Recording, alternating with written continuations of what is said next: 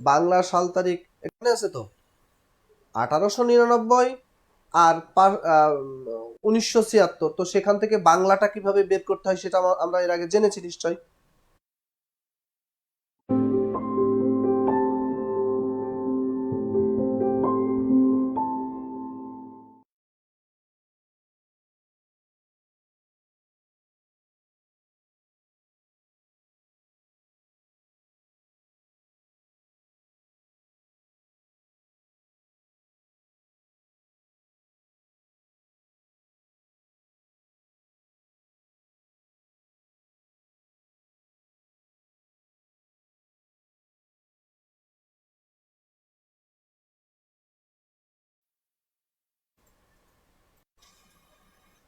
দেখবো শামা, দেখবো দেখবো, সাউন্ড দেখবো।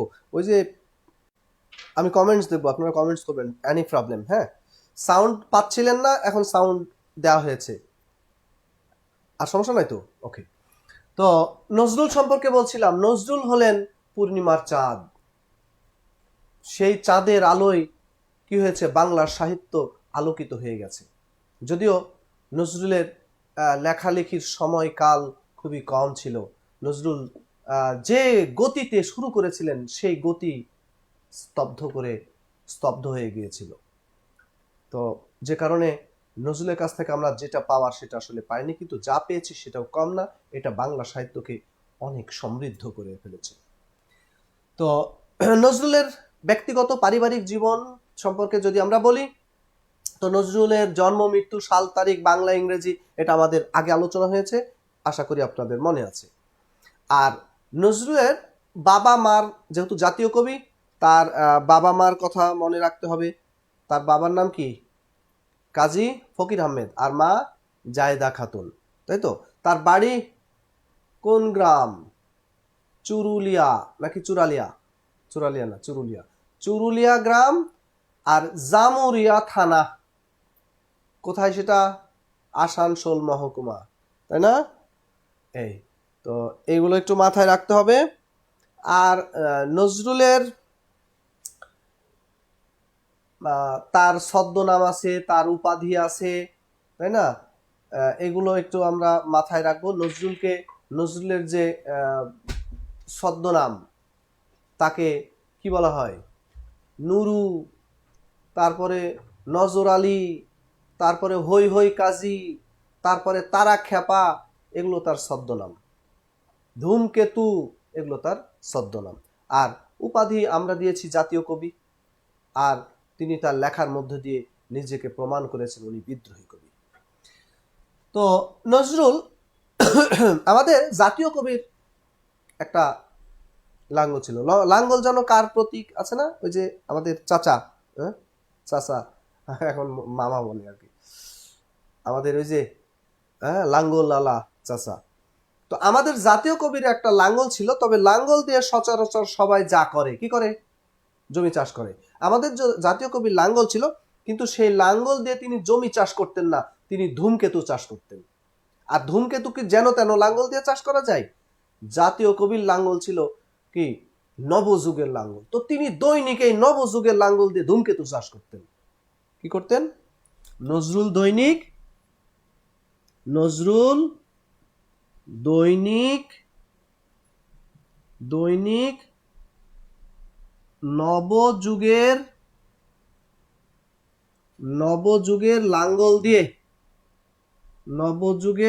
লাঙ্গল দিয়ে ধূমকেতু চাষ করতেন। কি লিখেছি? নজরুল দৈনিক নবযুগের লাঙ্গল দিয়ে ধূমকেতু চাষ করতেন। এখানে নজরুলের কিসের চাষবাস আছে বলেন তো?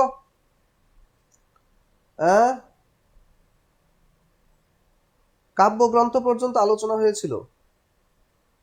ও আচ্ছা, তাই তাই তাই তাই না?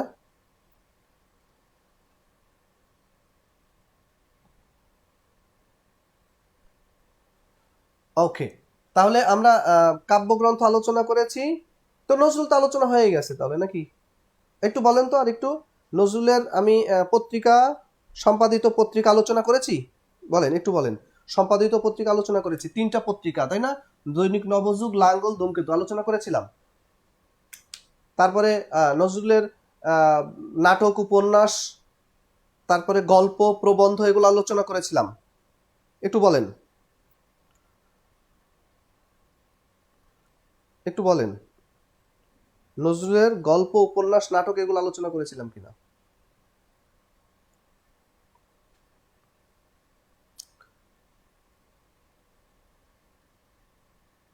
এইগুলো হয়নি। আচ্ছা আচ্ছা, তাহলে নজরুল সম্পর্কে আলোচনা আমরা শেষ করেছি, তাই না? কাব্যগ্রন্থ আলোচনা করেছিলাম, শেষ করেছি। ওকে, তাহলে নজরুল সম্পর্কে আলোচনা শেষ।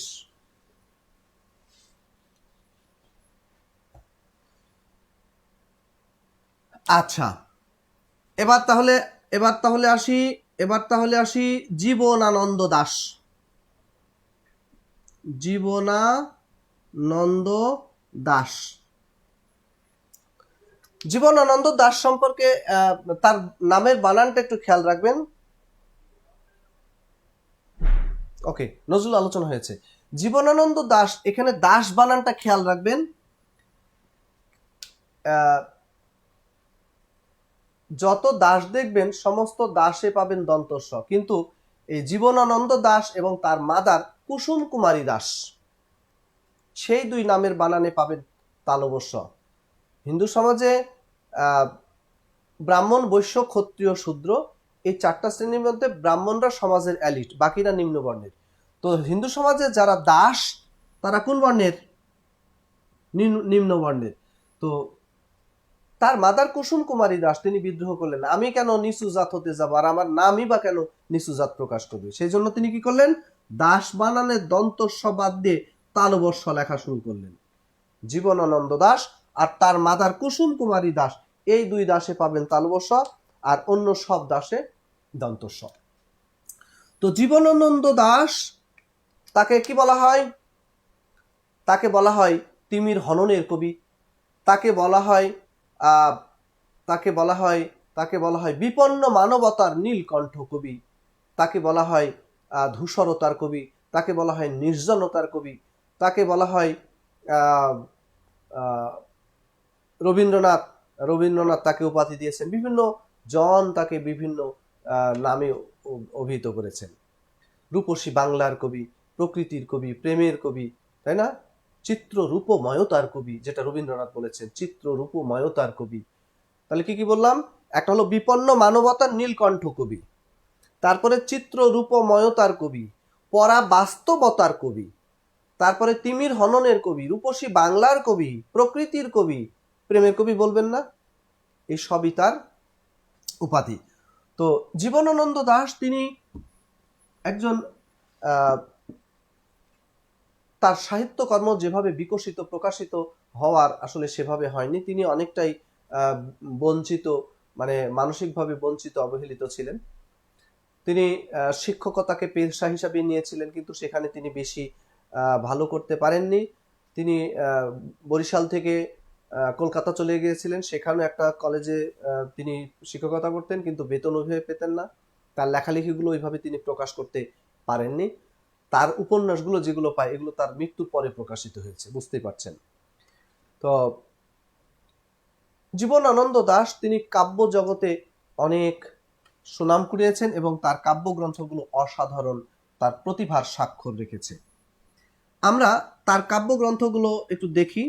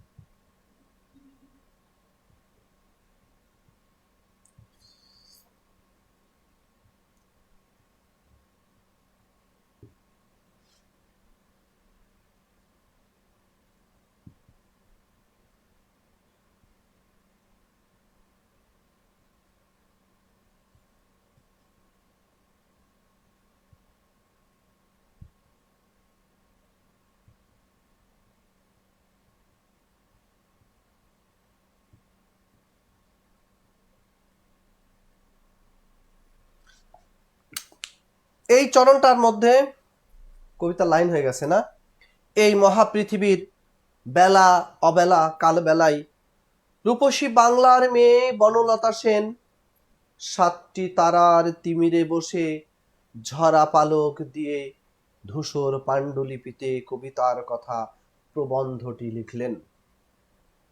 জীবনানন্দ দাশের কাব্যগ্রন্থগুলোর নাম আছে এখানে।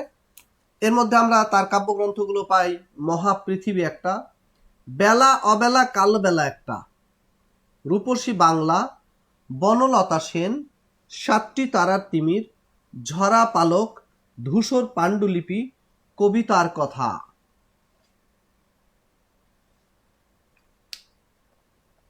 কবিতার কথা প্রবন্ধটি লিখলেন। কবিতার কথা কি? কবিতার কথা, এটা হলো তার প্রবন্ধ। কবিতার কথা কি? প্রবন্ধ। একই নাম, কবিতার কথা, একই জিনিস, প্রবন্ধ। লিখেছেন আরো একজন কবি, অর্থাৎ কবিতার কথা নামে প্রবন্ধ লিখেছেন আরো একজন কবি। তিনি কে বলেন তো? তিনি কে? তিনি কে বলেন? কার নাম লিখেছি? কবিতার কথা নামে প্রবন্ধ লিখেছেন আরো একজন কবি, কার নাম লিখেছে এখানে বলেন?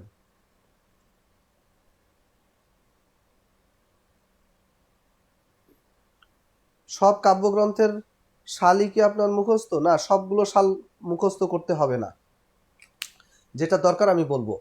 আচ্ছা, সৈয়দ আলী আহসান তিনিও কবিতার কথা নামে প্রবন্ধ লিখেছেন। তাহলে দুজনেই লিখেছেন, জীবনানন্দ দাশও লিখেছেন, আবার সৈয়দ আলী আহসানও লিখেছেন একই জিনিস, কবিতার কথা। আর জীবনানন্দ দাশের আর একটা প্রবন্ধের নাম লিখেন কেন লিখি। কি নাম? কেন লিখি। বাকিগুলো কাব্যগ্রন্থ।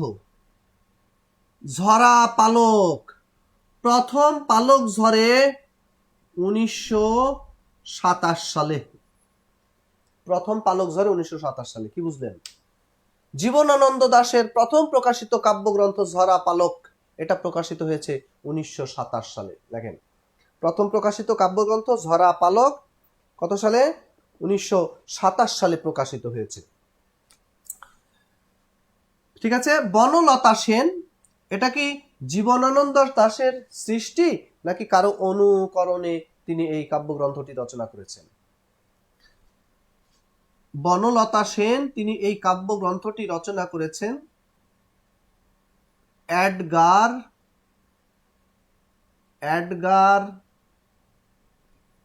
Alan Poe. এডগার অ্যালান পোর টু হেলেন, কবিতার নাম টু হেলেন। এডগার অ্যালান পোর টু হেলেন কবিতা অবলম্বনে তিনি রচনা করেছেন বনলতা সেন। হেলেনের নাম শুনেছেন? ইতিহাসের ট্রয় নগরী। তো সেই হেলেন কবিতা অবলম্বনে সেখানে হেলেনের যে বর্ণনা, সেই বর্ণনা অনুসরণে তিনি বনলতা সেনের বর্ণনা দিয়েছেন। চুলতার কবেকার অন্ধকার বিদিশার নিশা, আবার আসিব ফিরে ধানসিঁড়িটির তীরে। কোন কবিতায়? কবিতার নাম কি? আবার আসিব ফিরে। কোন কাব্যগ্রন্থে? রূপসী বাংলা। এই রূপসী বাংলায় তিনি এই বাংলার রূপ ও বৈচিত্র্য কি করেছেন, যেভাবে প্রকাশ করেছেন, এই জন্য তাকে বলাই হয়ে থাকে রূপসী বাংলার কবি। ঠিক আছে। ধূসর পাণ্ডুলিপি কাব্যগ্রন্থ, আবার আর একটা আছে লেলিহান পাণ্ডুলিপি কাব্যগ্রন্থ, যেটা লিখেছেন আলাউদ্দিন আল আজাদ। ধূসর পাণ্ডুলিপি জীবনানন্দ, আর লেলিহান পাণ্ডুলিপি আলাউদ্দিন আল আজাদ। ঠিক আছে। তো এই কাব্যগ্রন্থগুলো আমরা পেলাম, এগুলো একটু খেয়াল রাখবেন। এবার আসেন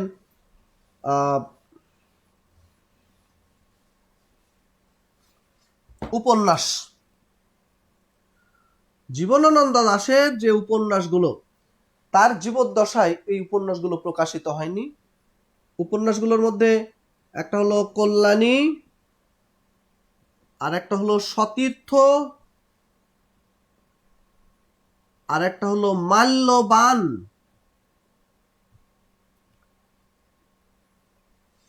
আর একটা হলো জলপাইহাটি। জলপাইহাটি কি হলো? কল্যাণী তার সতীর্থকে মাল্যবান করার জন্য জলপাইহাটিতে গেল। তো এখানে একটা উপন্যাস কল্যাণী, একটা সতীর্থ, একটা মাল্যবান, আর একটা জলপাইহাটি, এগুলো তার উপন্যাস। ঠিক আছে, উপন্যাসগুলোর নাম একটু খেয়াল করবেন। এগুলো সম্প্রতি, আগে তো বললাম না তার জীবদ্দশা, এগুলো প্রকাশও হয় নাই, কেউ জানতো না। এই তো মানে গত দশকের, শতকের শেষ দশকে কিছু উপন্যাস প্রকাশিত হয়েছে, বুঝতেই পারছেন। তো তার সম্পর্কে বলা হয়ে থাকে যে যদি তার উপন্যাসগুলো তার জীবদ্দশায় প্রকাশিত হতো তাহলে তিনি কালের শ্রেষ্ঠ উপন্যাসিকে পরিণত হতেন। কিন্তু দুর্ভাগ্য, জীবনানন্দ দাশ তার সেগুলো প্রকাশ পায়নি। কথা বুঝেছি? আচ্ছা, বাংলা সাহিত্যে পঞ্চ পাণ্ডব কাদেরকে বলা হয়? পঞ্চ পাণ্ডব, পঞ্চ পাণ্ডব শোনেন, বাংলা সাহিত্যের যে আধুনিক যুগ, এই আধুনিক যুগটাকে দুই ভাগে ভাগ করা হয়, একটা রবীন্দ্রনাথের আগে আর একটা রবীন্দ্রনাথের পরে। আগের অংশটাকে বলা হয় রবীন্দ্র পূর্ববর্তী আধুনিক যুগ, পরের অংশটাকে বলা হয় রবীন্দ্রোত্তর বা রবীন্দ্র পরবর্তী আধুনিক যুগ। তো রবীন্দ্র পরবর্তী যে আধুনিক যুগ, এখানে রবীন্দ্রনাথ হলেন বস, আর রবীন্দ্রনাথের পরে যারাই কবি হিসেবে আবির্ভূত হচ্ছিলেন সবাই গুরুকে একটা স্যালুট দিয়ে শুরু করছেন, গুরু আছি আমরা আপনার সাথে। রবীন্দ্রনাথ হলেন কবিদের গুরু, কি বলা হয়? কবি গুরু রবীন্দ্রনাথ। তো রবীন্দ্র কাব্যের কিছু আদর্শ ছিল, তার কাব্যে আদর্শ ছিল আস্তিকতা, তার কাব্যে আদর্শ ছিল প্রেম। তো রবীন্দ্রনাথের পরে 30-এর দশকে এসে কয়েকজন কবি রবীন্দ্র কাব্যের যে একটা আদর্শিক বলয় সেখান থেকে বেরিয়ে আসলেন, এসে আধুনিকতার নতুন বৈশিষ্ট্য অনুসরণে কাব্য চর্চা শুরু করলেন। তো রবীন্দ্র কাব্যে যেখানে ছিল আস্তিকতা, তারা উল্টা সুর গ্রহণ করলেন। রবীন্দ্র কাব্যে প্রেম এটা ছিল মনের বিষয়, অভ্যন্তরীণ বিষয়। তারা বলছেন যে না, প্রেম শুধু মনের মধ্যে সীমাবদ্ধ থাকবে না, এর একটা শরীর রূপ থাকতে হবে, কি হতে হবে, অর্থাৎ দেহ পর্যন্ত গড়াতে হবে। তো তারা অধিকাংশই ছিলেন ইংরেজি সাহিত্যের স্টুডেন্ট, আর সেই পাশ্চাত্য ইংরেজি কবিতার আদর্শগুলো তাদের মধ্যে ইন করেছিল, আর সেগুলোকেই তারা বাংলা কবিতায় কি করতে চাইলেন, প্রয়োগ করতে চাইলেন। সেখানেই কি হলো, রবীন্দ্র কাব্যের সাথে একটা কনফ্লিক্ট তৈরি হলো। তো এই ধারার যারা কবি, তাদের মধ্যে ছিলেন রবীন্দ্রনাথের যিনি প্রাইভেট সেক্রেটারি ছিলেন অমিয় চক্রবর্তী, তারপরে সুধীন্দ্রনাথ দত্ত, তারপরে বিষ্ণু দে, প্রেমেন্দ্র মিত্র, সমর সেন, সুকান্ত, আমাদের সময়ে যাদের পেয়েছি শামসুর রহমান, এই ধারার কবি। আর এই ধারার কবিদের মধ্যে প্রথম পাঁচজন,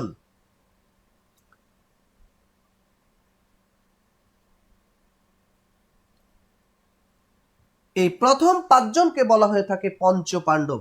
আমি কি লিখেছি? অবুজ বিশু, এর মধ্য দিয়ে পাঁচজন পঞ্চ পাণ্ডব খ্যাত পাঁচজন কবির নাম পাবো।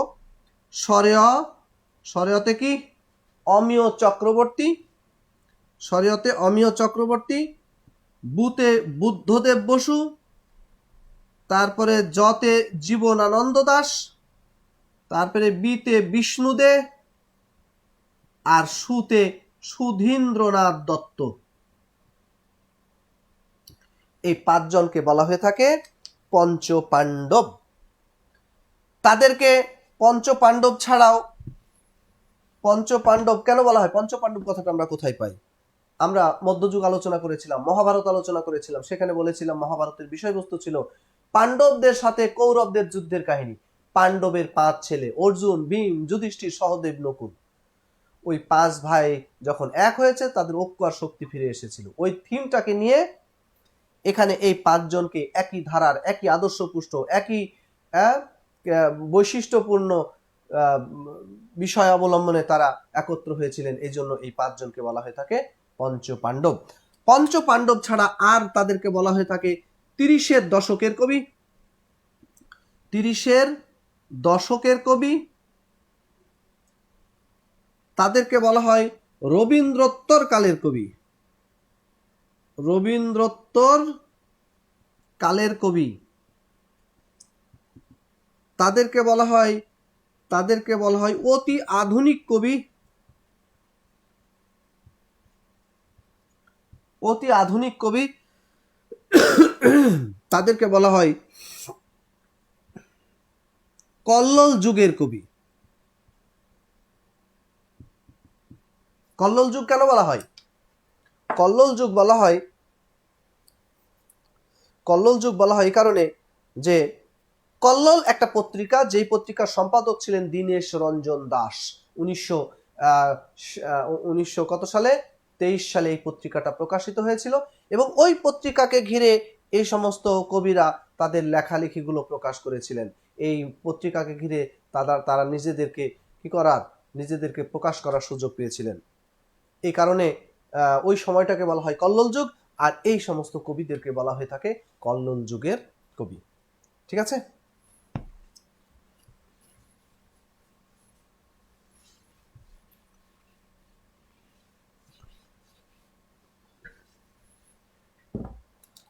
ওকে, লেখেন আমাদের পল্লী কবির নাম লিখবেন।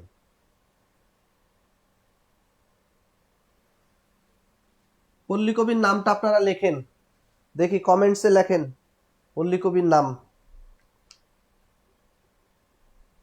আপনাদের কমেন্টসটা আমি দেখব, দ্রুত লেখেন, একটু কমেন্টসে লেখেন, পল্লী কবির নামটা লেখেন, পল্লী কবির নামটা লেখেন।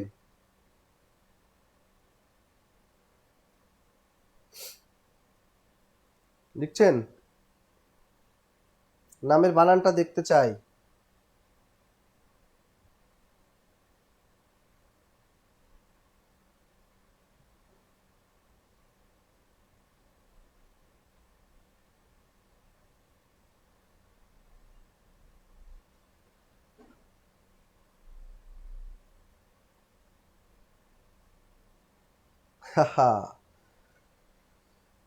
একজনের কাছেও সঠিক বানান পেলাম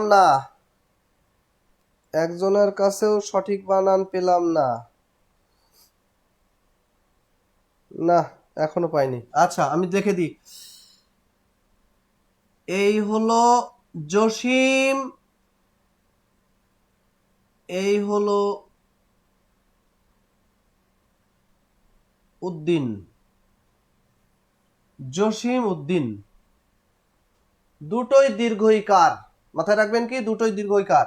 আর দুইটা দ, ওই হাঁটুর সাথে হাঁটু লাগবে না, দুই হাঁটু আলাদা থাকবে।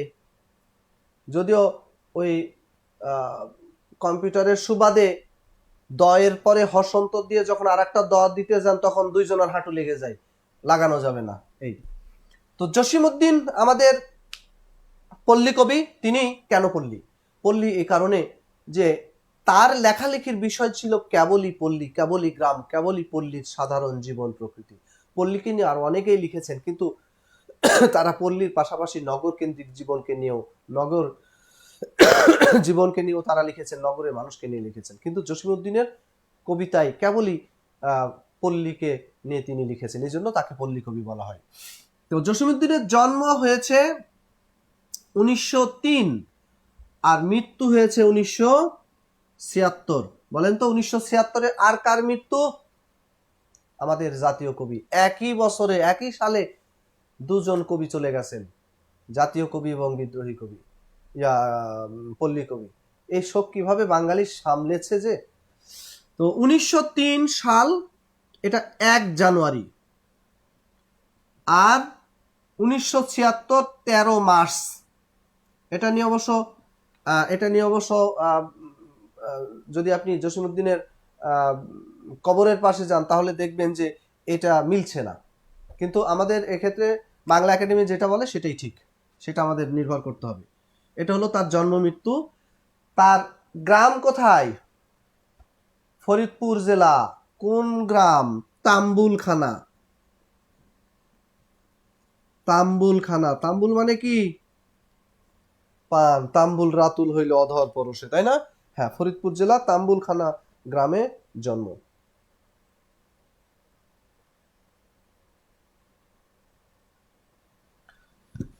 আচ্ছা, তো জসিমউদ্দিনের প্রথমে আসি কাব্যগ্রন্থগুলো।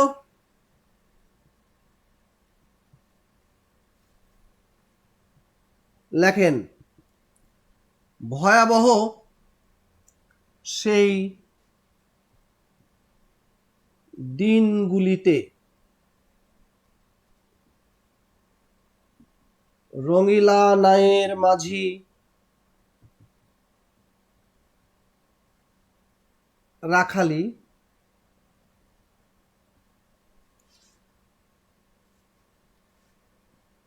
তার মা, ব্র্যাকেটে লেখেন মা যে জননী কান্দে, মা যে জননী কান্দে, আর একটা লেখেন মাগো জ্বালায়ে, জ্বালিয়ে না, জ্বালায়ে রাখিস আলো, মাগো জ্বালায়ে রাখিস আলো। তাহলে তার মা সুচয়নী, তার মার নাম হলো সুচয়নী। তার মা সুচয়নীকে কাফনের কাপড় পরিয়ে, কাফনের কাপড় পরিয়ে মাটিতে শোয়ালো। কি হলো? ভয়াবহ সেই দিনগুলিতে রঙিলা নায়ের মাঝি রাখালি তার মা সুচয়নীকে কাফনের কাপড় পরিয়ে মাটিতে শোয়ালো। আর অন্যদিকে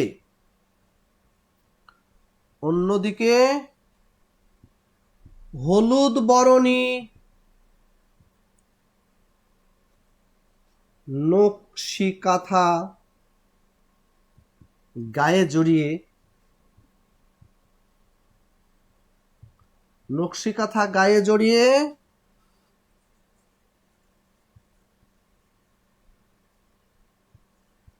বালুচরের ধান ক্ষেত পেরিয়ে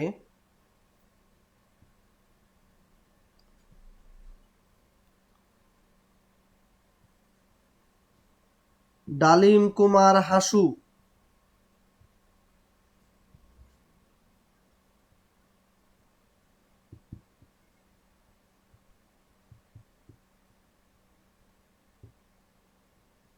এক পয়সার বাঁশি নিয়ে কি করলো? রূপবতী সখিনার জন্য দাঁড়িয়ে রইল।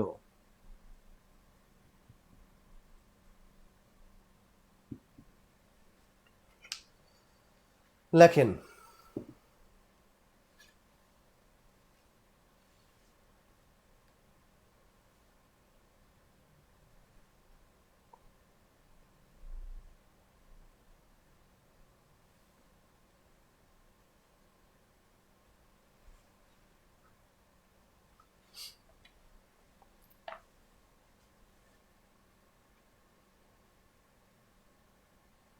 লিখেছেন কি হলো? ভয়াবহ সেই দিনগুলিতে রঙিলা নায়ের মাঝি রাখালি তার মা সুচয়নীকে কাফনে কাপড় পরিয়ে মাটিতে শোয়ালো। অন্যদিকে হলুদ বরণী নকশি কাঁথা গায়ে জড়িয়ে বালুচরের ধান ক্ষেত পেরিয়ে ডালিম কুমার হাসু, এখানে আরেকটু অ্যাড করে দেন, পেরিয়ে সজন বাদিয়ার ঘাটের জলে, সজন বাদিয়ার ঘাটের জলে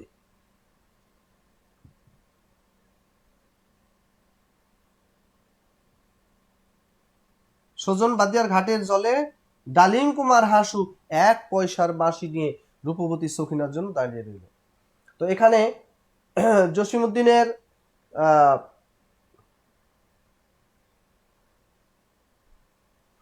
এখানে তার কাব্যগ্রন্থগুলো আমরা পাবো। দেখি কি কি আছে। ভয়াবহ সেই দিনগুলিতে একটা,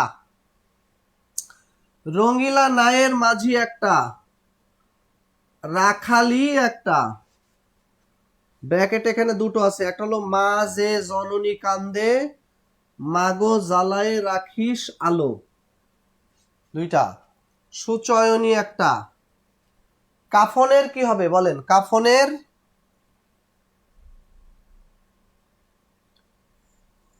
কাফনের মিছিল। আর এখানে মাটিতে, এটাকে বানান মাটির কান্না,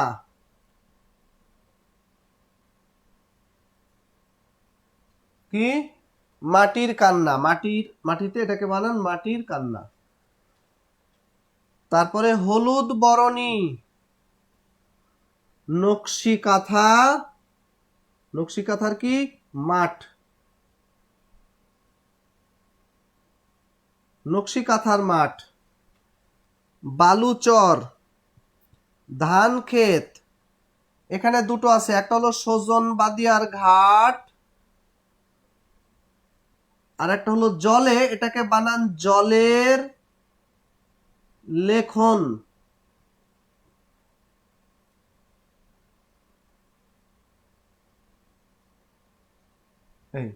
জলের লেখন, একটু ভালো করে খেয়াল করেন, পরে আবার বুঝবেন না। জলের লেখন, লেখন আছে না বাংলা ভাষায় লেখন লিখি, সেই জলের লেখন। তারপরে ডালিম কুমার, তারপরে হাসু, তারপরে এক পয়সার বাঁশি, তারপরে রূপবতী, এরপরে সখিনা।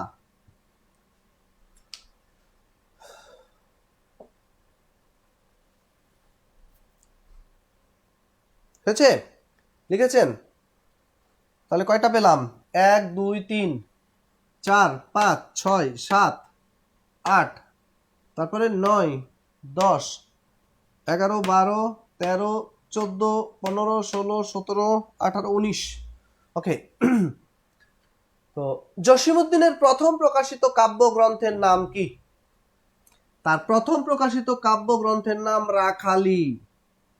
বলেন তো রাখালি কত সালে প্রকাশিত হয়েছে? রাখালি প্রকাশিত হয়েছে 1927 সালে। নজরুলের প্রথম প্রকাশিত উপন্যাসের নাম বাঁধনহারা, 1927 সালে। জীবনানন্দ দাশের প্রথম প্রকাশিত কাব্যগ্রন্থ ঝরা পালক, 1927 সালে। জসিমউদ্দিনের প্রথম প্রকাশিত কাব্যগ্রন্থ রাখালি, 1927 সালে। কথা কি বুঝেছি?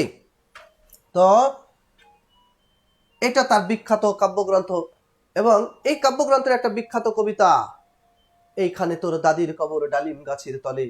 কত বছর? কোন কাব্যের কবিতা? রাখালি। কি নাম, কি কবিতার নাম কি? কবর। কবর। তো কবর কবিতা আমার কাছে একটা মজার ব্যাপার লাগে, কি জানেন? জসিমউদ্দিন যখন কলেজের স্টুডেন্ট, সেই সময় এসএসসিতে এই কবর কবিতাটা পাঠ্য পুস্তকের অন্তর্ভুক্ত করা হয়। মজার ব্যাপার না? উনি কলেজের স্টুডেন্ট আর তার আগের ক্লাসে তার কবিতাটা পাঠ্যসূচির অন্তর্ভুক্ত করা হয়েছে। এর চেয়ে বড় প্রাপ্তি আর কি হতে পারে বলেন? তো রঙিলা নায়ের মাঝি। আচ্ছা, এখানে দুইটা কাব্যগ্রন্থ একটু খেয়াল করবেন। একটা হলো সজন বাদিয়ার ঘাট, আর একটা হলো নকশি কাঁথার মাঠ। এই দুটো কাহিনী কাব্য। সজন বাদিয়ার ঘাট আর নকশি কাঁথার মাঠ, এই দুটো কাহিনী কাব্য। নকশি কাঁথার মাঠ, এটা ইংরেজিতে অনুদিত হয়েছে field, field of the embroidered, field of the embroidered quilt, field of the embroidered, embroidery তো নকশা, এমব্রয়ডার্ড হলো নকশি, এমব্রয়ডার্ড কুইল্ট, এটা এই নামে ইংরেজিতে অনুদিত হয়েছে। এবং এটা কি কে করেছেন? E.M. Milford, E.M. মিলফোর্ড, তিনি এই কবিতাটা ইংরেজিতে অনুবাদ করেছেন। ঠিক আছে?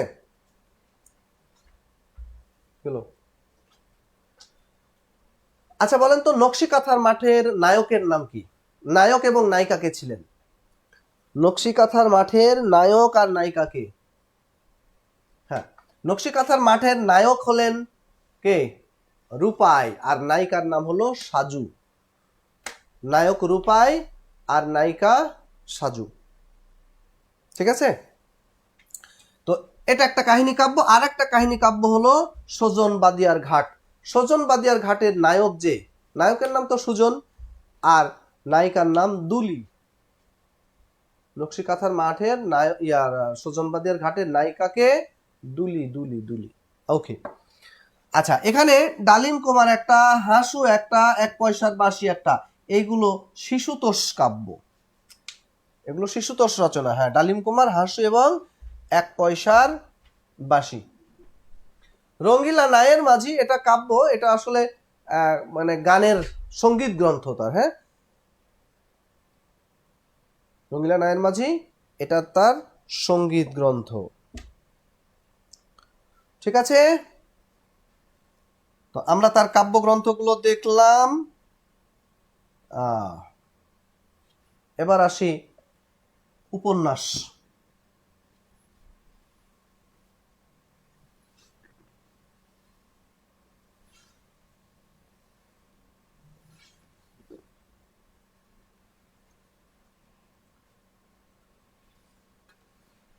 জসীমউদ্দিনের কি কোনো উপন্যাস ছিল? কোনো উপন্যাস লিখেছেন তিনি? লিখেছেন না? কতগুলো? একটা উপন্যাস তিনি লিখেছেন, সেটা হলো বোবা কাহিনী। বোবা কাহিনী, এটা 1964 সালে প্রকাশিত হয়েছে, তার একমাত্র উপন্যাস বোবা কাহিনী।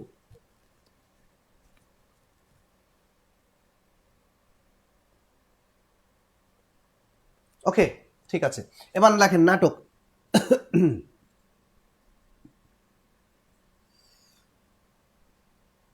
বিখ্যাত কতগুলো নাটক আছে তার? হ্যাঁ, বলেন তো। একটা বিখ্যাত নাটক কি? মধুমালা।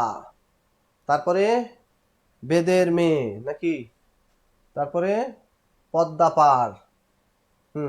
এগুলো হলো তার নাটক। কি কি আছে? গ্রামের,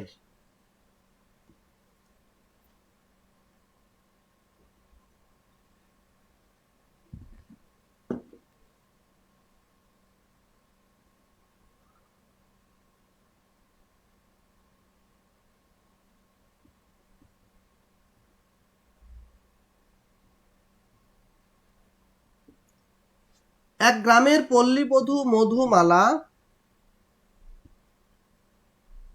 পুষ্পধেনু নিয়ে পদ্মা পারের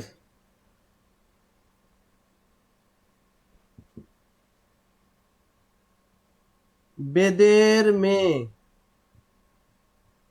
কে? জ্যোৎস্না? না, জ্যোৎস্না নাই। জ্যোৎস্না আছে সিনেমায়, নাটকে কোনো জ্যোৎস্না নাই। বেদের মেয়ের জন্য অপেক্ষা করতে লাগলো। কেন? তাহলে কি হলো? এক গ্রামের পল্লীবধূ মধুমালা পুষ্পধেনু নিয়ে পদ্মা পারের বেদের মেয়ের জন্য অপেক্ষা করতে লাগলো। এখানে তার যে নাটকগুলো পাই, একটা হলো গ্রামের মায়া, গ্রামের মায়া, পল্লীবধূ, মধুমালা। পুষ্পধেনুর আগে লিখবেন ওগো, ওগো পুষ্পধেনু, পদ্মা পার, বেদের মেয়ে। এগুলো তার নাটক। গ্রামের মায়া, পল্লীবধূ, মধুমালা, ওগো পুষ্পধেনু, পদ্মা পার এবং বেদের মেয়ে।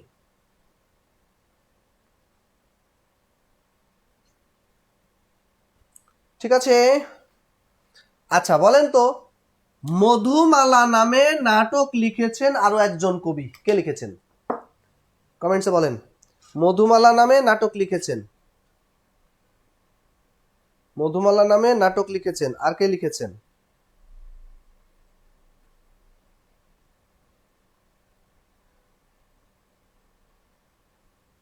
কি হচ্ছে?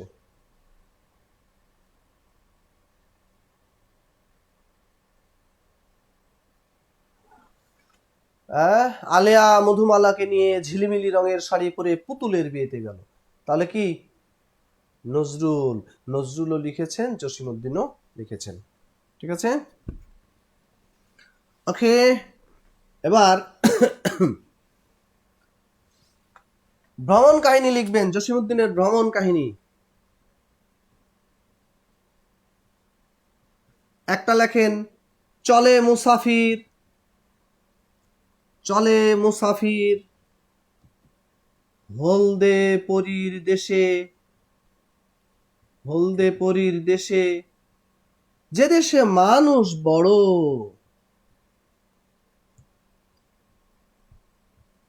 চলে মুসাফির হলদে পরীর দেশে, যে দেশে মানুষ ছোট নয় বড়। চলে মুসাফির হলদে পরীর দেশে, যে দেশে মানুষ বড়। ঠিক আছে, তো এখানে ভ্রমণ কাহিনী একটা আছে চলে মুসাফির, আর একটা আছে হলদে পরীর দেশ, আর একটা হলো যে দেশে মানুষ বড়। এই তিনটা হলো তার ভ্রমণ কাহিনী। এবার লেখেন প্রবন্ধ।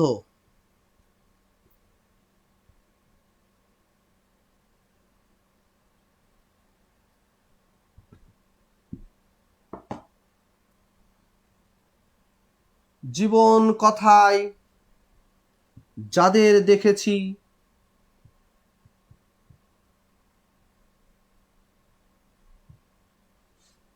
ঠাকুর বাড়ির আঙিনায়,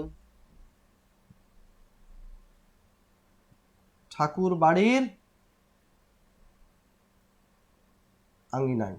জীবন কথায় যাদের দেখেছি, ঠাকুর বাড়ির আঙিনায়। এখানে একটা হলো জীবন কথা, একটা হলো যাদের দেখেছি, আর একটা হলো ঠাকুর বাড়ির আঙিনায়। এই তিনটা হলো তার প্রবন্ধ।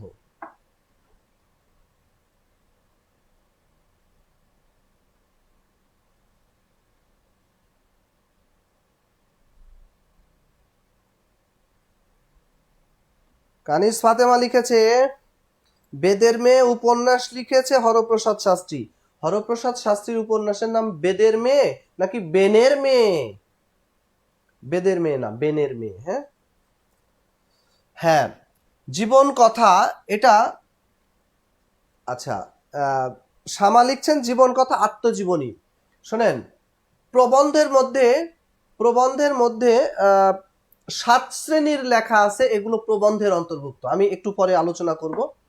7 শ্রেণীর লেখার মধ্যে একটা লেখা হলো আত্মজীবনী, এগুলো প্রবন্ধের অন্তর্ভুক্ত। ঠিক আছে, তো এখানে জীবন কথা এটা তার আত্মজীবনী। হ্যাঁ ঠিক আছে, আত্মজীবনী এক ধরনের প্রবন্ধ। জীবন কথা, আচ্ছা বলেন তো জীবন স্মৃতিকার, জীবন স্মৃতিকার আর জীবন মরণকার। জীবন স্মৃতি এটা হলো রবীন্দ্রনাথ, রবীন্দ্রনাথের আত্মজীবনী হলো জীবন স্মৃতি। আর জীবন মরণ এটা হলো উত্তম পুরস্কার রশিদ করিম। জীবন মরণ হলো রশিদ করিমের। ঠিক আছে, ওকে, জসিমউদ্দিন শেষ।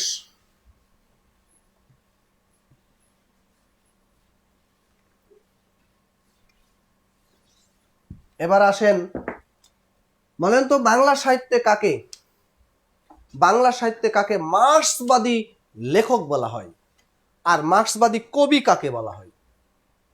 বাংলা সাহিত্যে মার্ক্সবাদী কবিকে আর মার্ক্সবাদী লেখককে, মার্ক্সবাদী কাদেরকে বলা হয়? মার্ক্সকে, কার্ল মার্ক্স? না, কার্ল মার্ক্স হলেন সমাজতন্ত্রের প্রবক্তা। ডাস ক্যাপিটাল তার বিখ্যাত গ্রন্থ।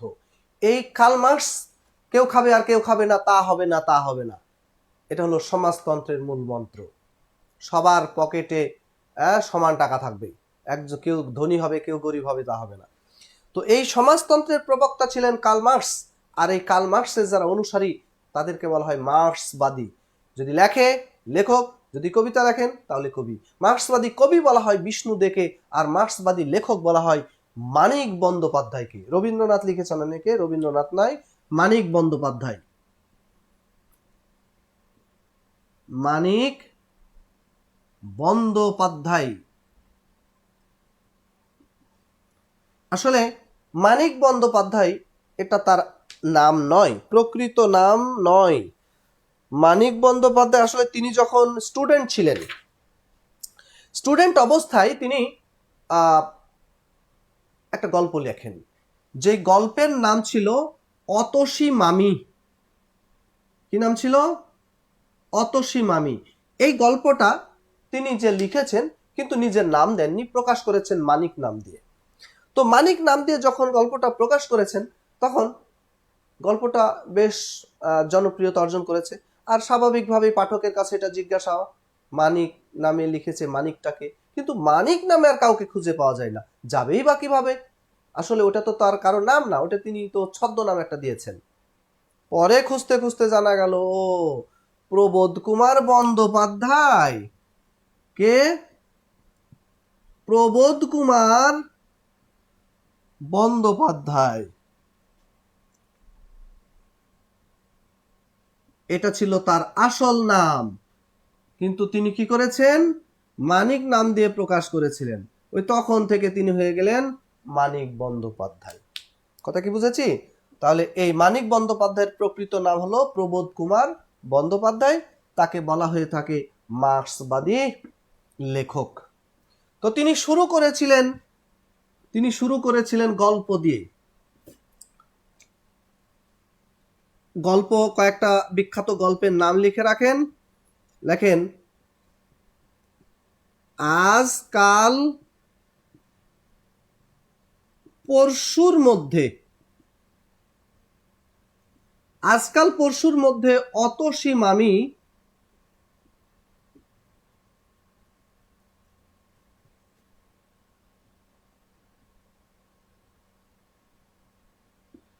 কি হলো? আজকাল পরশুর মধ্যে অতসী মামি প্রাগৈতিহাসিক কালের সরীসৃপদের নিয়ে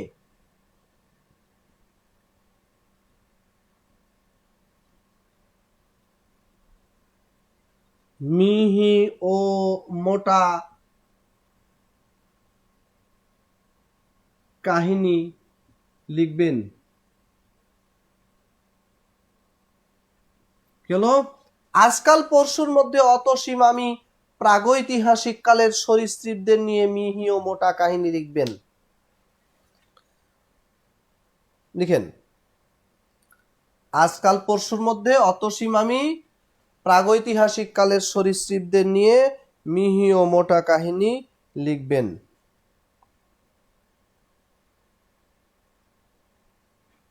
ঠিক আছে?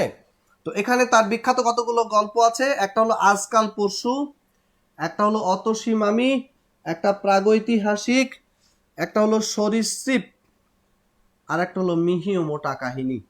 আচ্ছা, কাহিনী বানানটা এখানে দীর্ঘইকার দিবেন। আচ্ছা, আপনারা হয়তো খেয়াল করেছেন কিনা, কাহিনী বানান আমি কোথাও হ্রস্বইকার দিচ্ছি, কোথাও দীর্ঘইকার দিচ্ছি, কেন বলেন?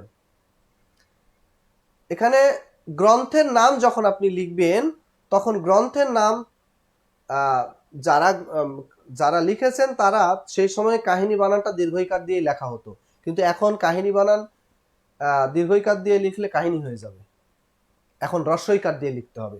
ঠিক আছে? কিন্তু যেহেতু এটা গ্রন্থের নাম, এই কারণে আমি এটা কি করেছি? দীর্ঘইকার দিয়েছি। ঠিক আছে? তাহলে আজকাল পরশু অতসী মামি, এই অতসী মামি এটা হলো তার প্রথম প্রকাশিত গল্প। আর বাকি গল্পের নামগুলো একটু আপনারা শিখে রাখবেন। ঠিক আছে?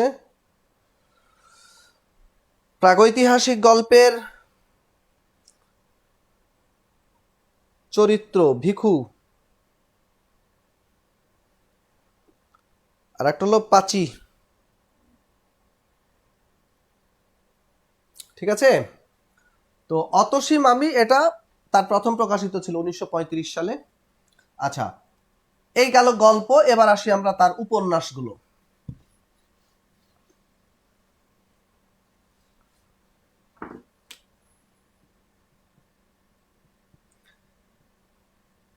মানিক বন্দ্যোপাধ্যায়ের একটা বিখ্যাত উপন্যাসের নাম বলেন।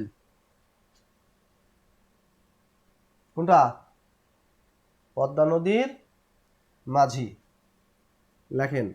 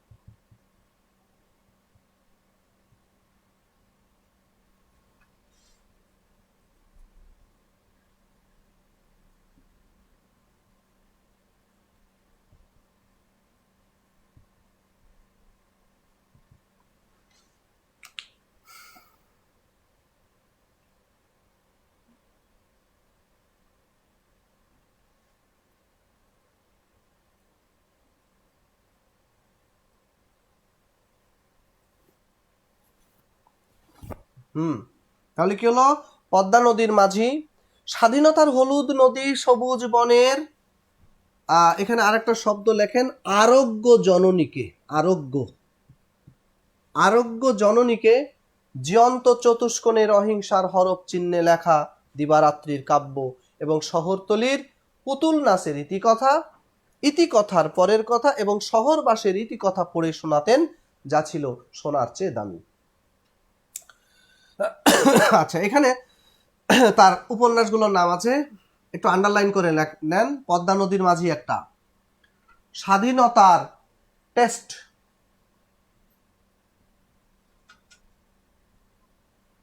স্বাধীনতার স্বাদ, হলুদ নদী সবুজ বন,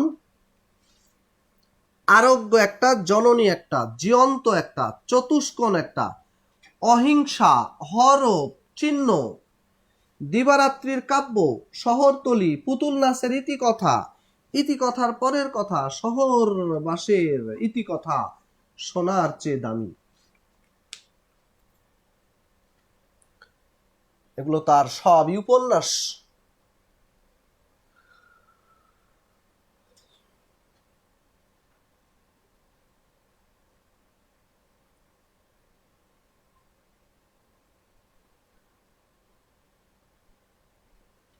ঠিক আছে? তো জসিমউদ্দিনের প্রথম প্রকাশিত উপন্যাস জননী, এটা 1935 সালে প্রকাশিত হয়েছে। জননী নামে উপন্যাস লিখেছেন আরো একজন কবি, কি নাম তার? তিনি হলেন শওকত ওসমান, শেখ আজিজুর রহমান। হ্যাঁ, তিনিও জননী নামে উপন্যাস লিখেছেন। আচ্ছা, এখানে এই দিবারাত্রির কাব্য, এটা এটা এটা আর একটা উপন্যাসের নাম, পদ্মা নদীর মাঝি, যেটা তার বিখ্যাত উপন্যাস। এটা পরের বছর অর্থাৎ 1936 সালে প্রকাশিত হয়েছে। এবং পদ্মা নদীর মাঝি এটা জেলে জীবনের সুখ দুঃখের কাহিনী নিয়ে রচিত হয়েছে। এখানে কুবের মাঝি আমরা জানি, তাই না? কুবের মাঝি, হোসেন আলী, মালা, এগুলো আছে এই উপন্যাসের চরিত্র। দিবারাত্রির কাব্য, এই নামটা একটু মনে রাখবেন, কারণ হলো নামটা থেকে কবিতার গন্ধ ছড়ায়, কিন্তু আসলে এটা কবিতা নয়, এটা উপন্যাস। যেমন রবীন্দ্রনাথের শেষের কবিতা, পরীক্ষা আসে কোনটি কবিতা নয়, কবিতা কয়েকটি কবিতা, কাব্য পরিক্রমা শেষের কবিতা, তাই না? তো শেষের কবিতা এইটা প্রায় আসে পরীক্ষায়, কারণ কি ওটা দেখলে মনে হয় কবিতা, আসলে কবিতা নয়। তো এইরকম এই উপন্যাসের নামটা একটু শিখে রাখবেন, দিবারাত্রির কাব্য।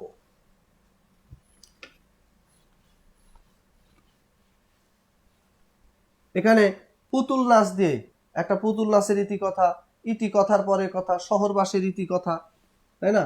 ইতিকথা দিয়েই তার 3টা উপন্যাস। ওকে, এবার লেখেন ফররুখ আহমদ, মুসলিম রেনেসার কবি, মুসলিম পুনর্জাগরণবাদী কবি, ইসলামী স্বাতন্ত্র্যবাদের কবি। ফররুখ বানানটা দেখবেন, ফররুখ আহমদ, আহমেদ না কিন্তু, ফররুখ আহমদ।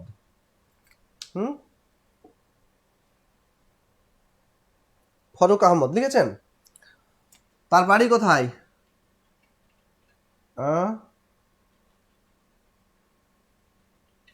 এটা একটা জমি, এই পাশে আর একটা জমি, মাঝখানে কি? মাঝখানে হলো আইল। তার বাড়ি হলো মাঝ আইল, 2 আইলের মাঝখানে মাঝাইল গ্রাম। সেটা কোন জেলা? এটা হলো মাগুরা জেলা, মাঝাইল গ্রাম। লেখেন, মাগুরা জেলা, মাঝাইল গ্রামে তার জন্ম।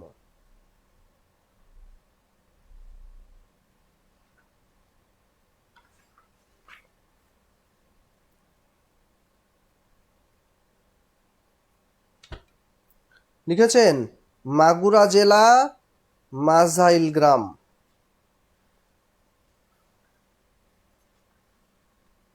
তো তাকে কি বলা হচ্ছে? তাকে বলা হয় মুসলিম রেনেসার কবি, মুসলিম পুনর্জাগরণবাদী কবি বা ইসলামী স্বাতন্ত্র্যবাদের কবি। তার লেখালেখিগুলো আমরা কি পেয়েছি? তার একটা বিখ্যাত কাব্যগ্রন্থের নাম বলেন। কি? সাত সাগরের মাঝি। সাত সাগরের মাঝি কে? নৌফেল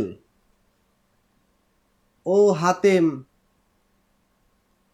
সাত সাগরের মাঝি নৌফেল ও হাতেম, এবং এবং হাতেম তাই।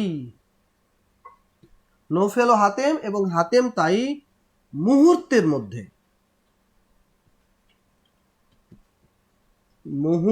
মধ্যে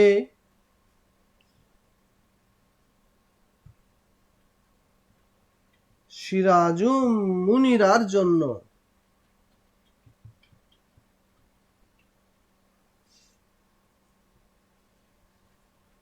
পাখির বাসা নিয়ে হরফের ছড়ার আসরে আসলেন।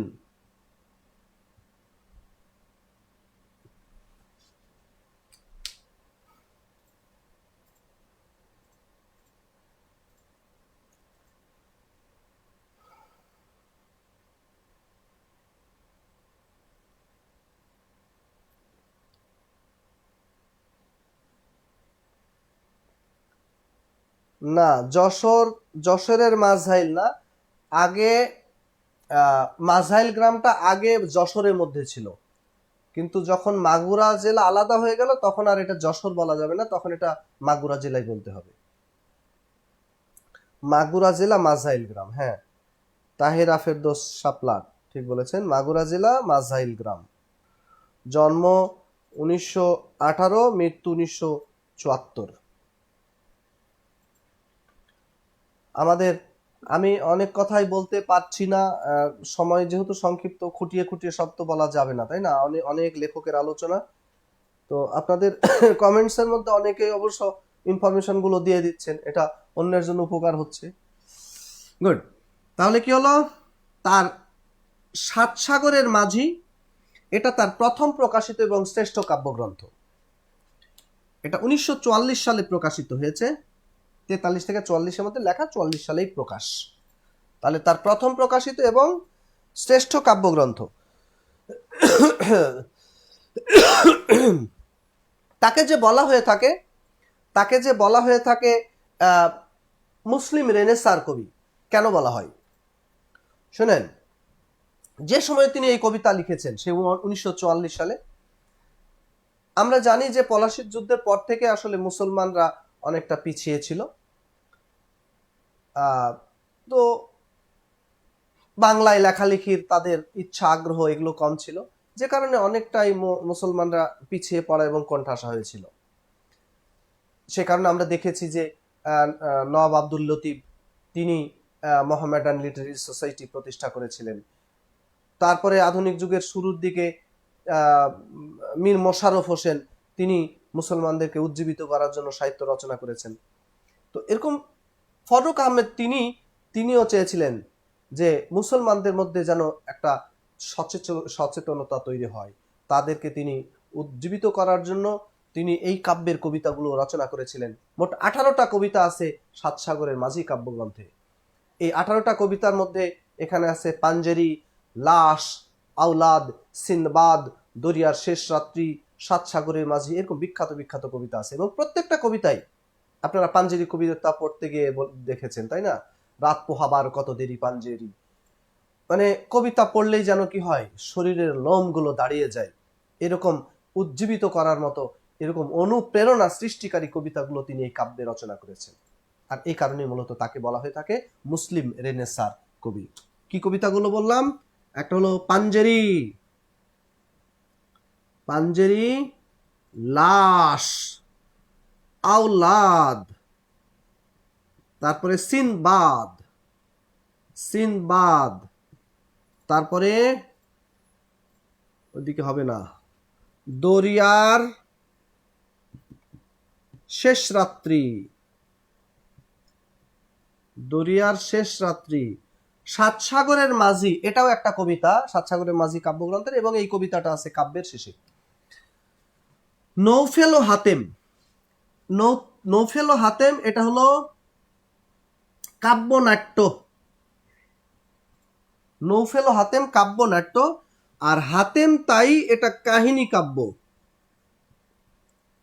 হাতেম তাই এটা কাহিনী কাব্য। মুহূর্তের সাথে যোগ করবেন কবিতা। মুহূর্তের কবিতা এটা সনেট। মুহূর্তের কবিতা সনেট। সিরাজুম মুনিরা এটা তার কাব্যগ্রন্থ। পাখির বাসা হরফ, পাখির বাসা হরফ, ছড়ার আসর, এগুলো তার শিশুতোষ রচনা। পাখির বাসা হরফ এবং ছড়ার আসর এগুলো তার শিশুতোষ রচনা। পাখির বাসা এটার জন্য তিনি ইউনেস্কো পুরস্কার লাভ করেছেন। পাখির বাসার জন্য ইউনেস্কো পুরস্কার লাভ করেছেন। ঠিক আছে,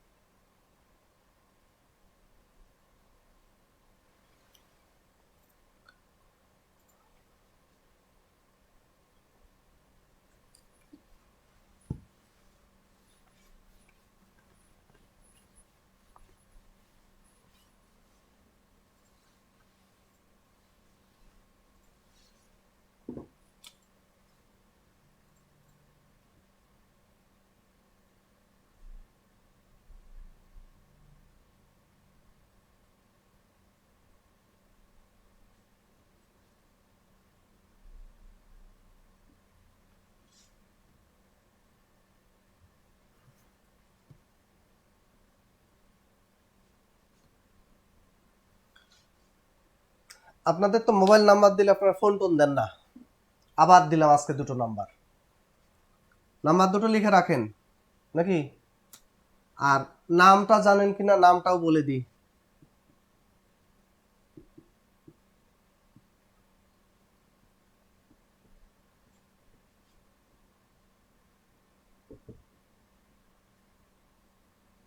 নাম জানেন তো? সৈয়দ মুনির কায়সার জহির। কি নাম? সৈয়দ মুনির কায়সার জহির। এখানে এখানে নামটা কিন্তু আমার না, এটা সৈয়দ মুনির। সৈয়দ হলো সৈয়দ ওয়ালিউল্লাহ, মুনির হলো মুনির চৌধুরী, কায়সার হলো শহীদুল্লাহ কায়সার, আর জহির রায়হান।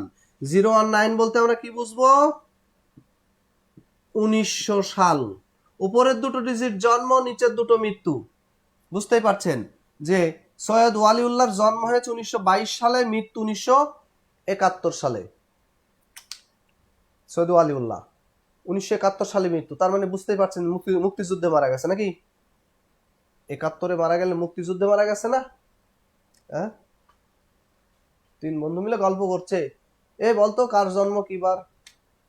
প্রথম জনকে জিজ্ঞাসা করেছে, ও বলছে আমার জন্ম সোমবার। দ্বিতীয় জনকে জিজ্ঞাসা করেছে, ও বলছে আমার জন্ম বুধবার। আর তৃতীয় জনকে জিজ্ঞাসা করেছে, ও বলছে আমার জন্ম শুক্রবার। তো দুইজন মিলে ওকে ধমক লাগিয়েছে, দূর বেটা, শুক্রবারই কি কারো জন্ম হয়? ওই দিন না ছুটির দিন। সৈয়দ ওয়ালিউল্লাহ 71 সালে মারা গেছেন, কিন্তু 71 সালে মারা গেলেই যে মুক্তিযুদ্ধে মারা যাবেন এটা কোনো কথা নয়। তিনি আসলে মারা গেছেন ফ্রান্সের প্যারিসে। আর মুনির চৌধুরী, শহীদুল্লাহ কায়সার, এই দুইজন তো 14 ডিসেম্বরের বুদ্ধিজীবী। আর জহির রায়হান তিনি কিন্তু মুক্তিযুদ্ধের সময় কলকাতা ছিলেন।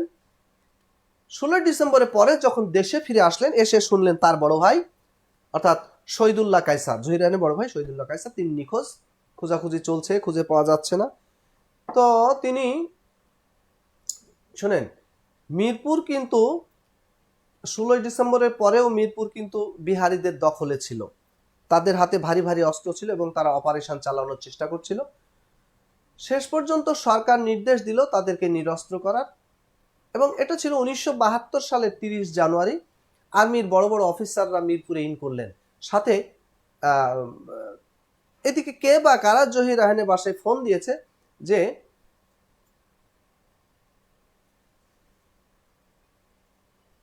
জহির রায়হানের বাসায় ফোন দিয়েছে যে শহীদুল্লাহ কায়সারকে মিরপুরে পাওয়া গেছে। তো এমন সময় এরকম সংবাদ, তিনি কি আর স্থির থাকতে পারেন? তিনি ওই আর্মির অফিসারদের সাথেই মিরপুরে ইন করলেন, কিন্তু এই যে গেলেন আর ডিড নট কাম।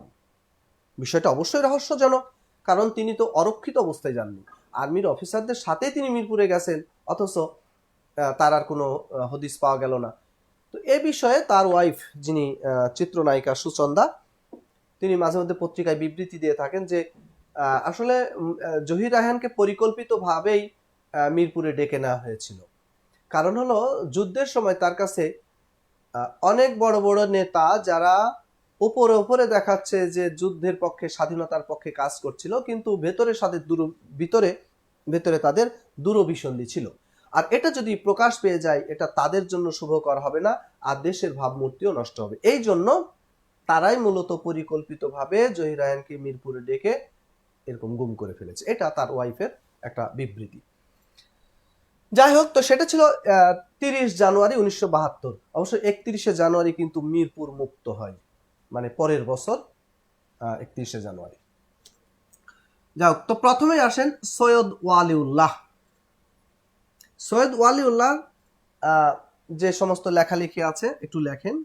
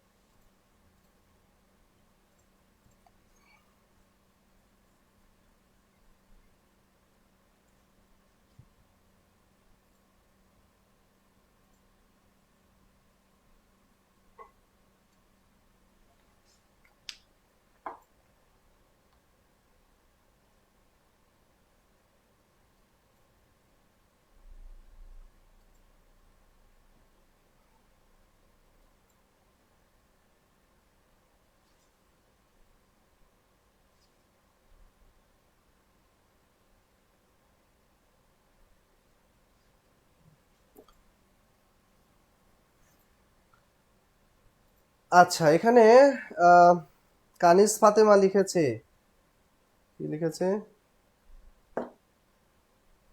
কানিজ ফাতেমা লিখেছে 71 মুক্তিযুদ্ধের বিপক্ষে ছিলেন ফররুখ আহমেদ, না?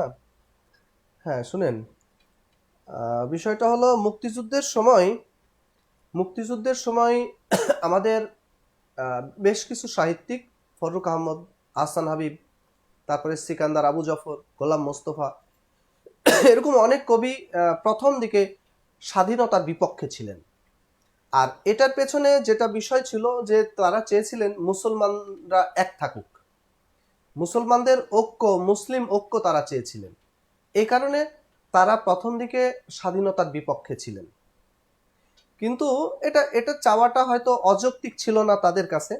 যেমন আপনি মনে করেন, এখন যদি কোন অঞ্চল, সিলেট, চিটাগং, তারা যদি মনে করে যে আমরা স্বাধীনতা চাই, তো আপনি কি চাবেন? এটা কি আপনি মন থেকে মানতে পারবেন যে তারা আলাদা হয়ে যাক? তো সেটা তো আমাদের একটা অংশের, দেশের একটা অংশ, কিন্তু তারা যে যে যার ভিত্তিতে বিরোধিতা করেছিলেন, সেটা ছিল মুসলিম ঐক্য। তো যে কারণে প্রথম দিকে তাদের এই চাওয়াটা হয়তো যৌক্তিক ছিল, কিন্তু পরবর্তীতে যখন পাকিস্তানিদের অত্যাচার চরমে উঠেছিল এবং অমানসিক তারা নির্যাতন চালিয়েছে, দেশের মা বোনদের ইজ্জত লুণ্ঠন করেছে, এটা কিন্তু তারা তখন সমর্থন করেন নাই। কারণ ইসলাম এটা কখনো বলে নাই যে এরকম ভাবে কি করতে হবে, মুসলমানের উপরে এরকম করে অন্যায় অত্যাচার করবে। তখন কিন্তু তারা সরে এসেছিলেন।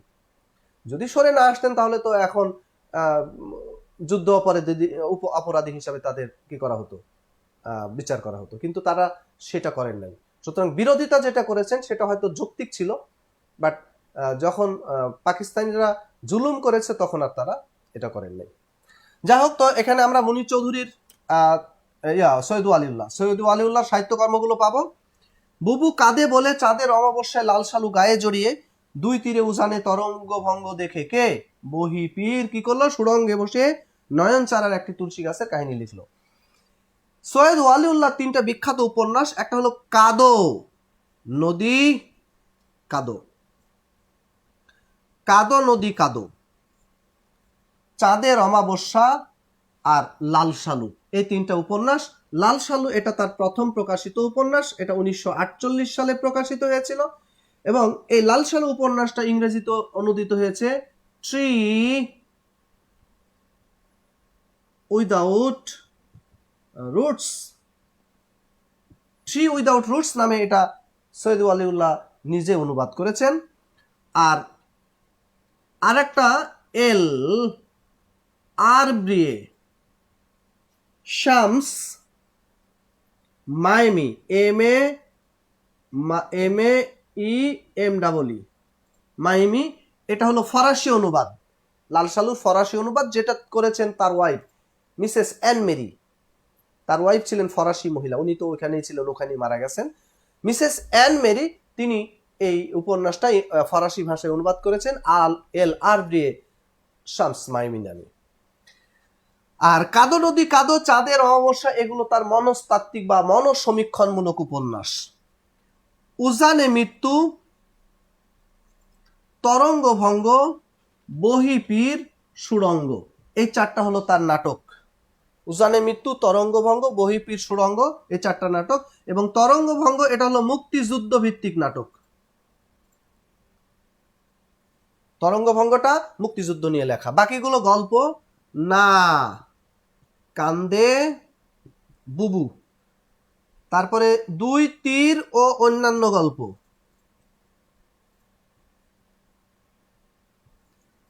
নয়ন চারা একটি তুলসী গাছের কাহিনী।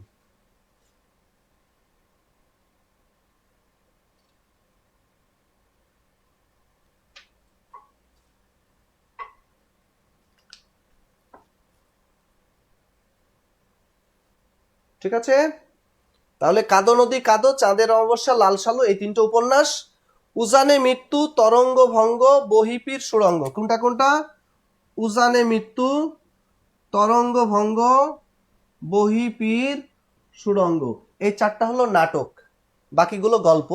না কান্দে বুবু, দুই তীর অন্যান্য গল্প, নয়নচারা একটি তুলসী গাছের কাহিনী, এগুলো তার নাটক। একটি তুলসী গাছের কাহিনী, এটা দেশ বিভাগ 47-এর দেশ বিভাগ নিয়ে রচিত হয়েছে। ওকে,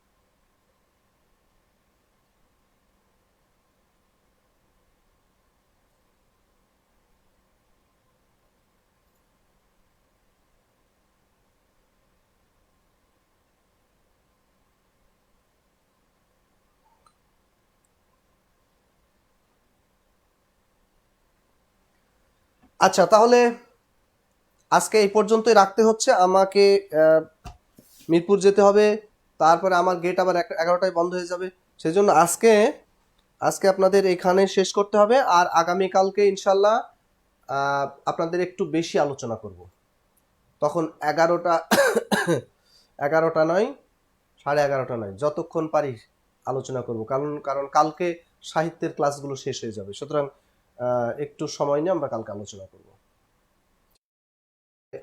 যেখানে শেষ করলাম সৈয়দ ওয়ালিউল্লাহ শেষ করলাম, মুনির চৌধুরী থেকে আলোচনা শুরু করব কালকে। তো আজকে এই পর্যন্ত রাখলাম। আর এগুলো আপনাদের মুখস্থ না, মুখস্থ করার টেন্ডেন্সি নয়, আপনারা এগুলো কি করবেন, এগুলোকে কি করবেন, এগুলোকে গল্পের ছলে, কি যেমন বুবু কাঁদে বলে, চাঁদের অবশ্যই লাল শালু গায়ে জড়িয়ে, দুই তীরে উজানে তরঙ্গ ভঙ্গ দেখে, বহিপীর সুরঙ্গে বসে একটি তুলসী গাছের কাহিনী। আচ্ছা, এটা যদি একটা গল্পের ছলে শিখবেন। একটা তুলসী গাছের কাহিনী লিখলো, কে লিখলো? বহিপীর লিখলো। কোথায় বসে? সুরঙ্গে বসে। বহিপীর সুরঙ্গে বসে কি লিখলো? একটি তুলসী গাছের কাহিনী লিখলো, নয়ন ছাড়া একটি তুলসী গাছের কাহিনী। আচ্ছা, তারপরে কি দেখে? তরঙ্গ ভঙ্গ দেখে, উজানে তরঙ্গ ভঙ্গ দেখে। কোথায়? দুই তীরে উজানে তরঙ্গ ভঙ্গ দেখে। কি গায়ে জড়িয়ে? লাল শালু গায়ে জড়িয়ে। কখন? চাঁদের অমাবস্যায়। কেন? বুবু কাঁদে বলে। তাহলে বুবু কাঁদে বলে, চাঁদের অমাবস্যায়, লাল শালু গায়ে জড়িয়ে। এইভাবে গল্পের ছলে এটাকে শিখে ফেলবেন। যদি মুখস্থ করেন, ওই যে একজন লিখেছেন যে তাহলে তো ব্রেন জ্যাম হয়ে যাবে। হ্যাঁ, ব্রেন জ্যাম হয়ে যাবে, ঠিক কথা বলেছেন। এগুলো মুখস্থ করবেন না। মুখস্থ আর কত করবেন জীবনে? আমরা একটা গল্প যখন শুনি তখন গল্প এটা মনে থাকে। এগুলো গল্পের ছলে শিখবেন, তাহলে মনে থাকবে। ওকে, তাহলে আজকে এই পর্যন্তই রাখলাম।